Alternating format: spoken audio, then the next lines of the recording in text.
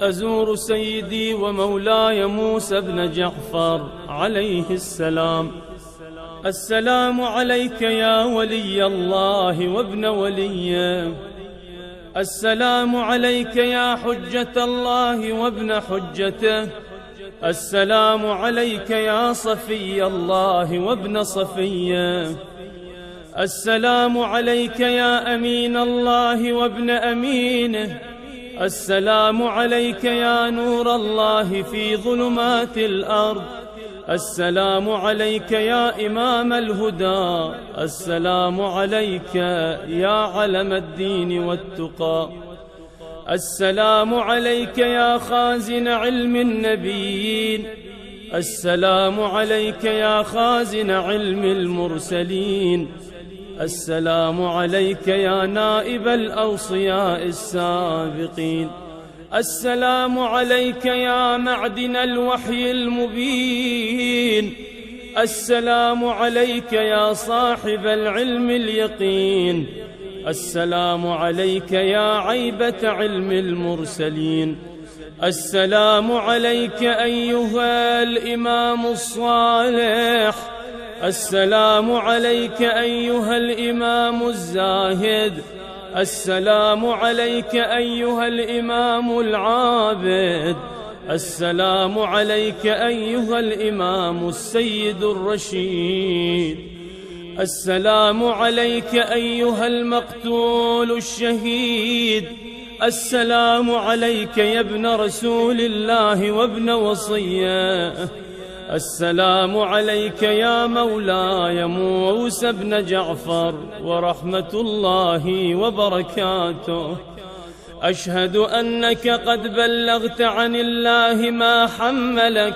وحفظت ما استودعك، وحللت حلال الله، وحرمت حرام الله، وأقمت أحكام الله، وتلوت كتاب الله، وصبرت على الأذى في جنب الله، وجاهدت في الله حق جهاده حتى أتاك اليقين.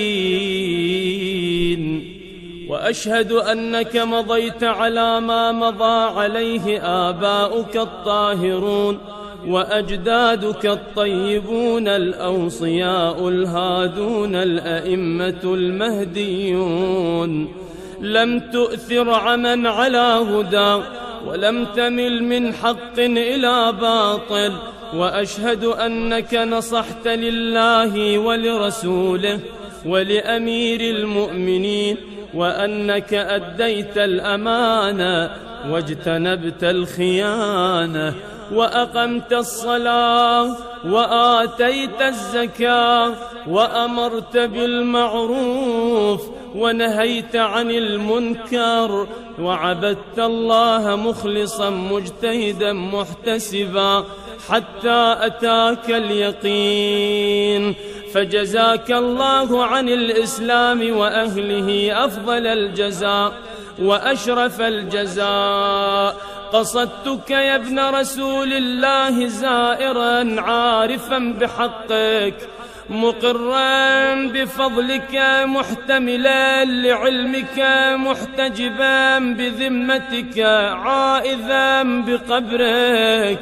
لائذا بضريحك، مستشفعا بك إلى الله، ومواليا لأوليائك، معاديا لأعدائك، مستبصرا بشأنك وبالهدى الذي أنت عليه، عالما بضلالة من خالفك وبالعمى الذي هم عليه. بأبي أنت وأمي ونفسي وأهلي ومالي وولدي يا ابن رسول الله. قصدتك متقربا بزيارتك إلى الله تعالى،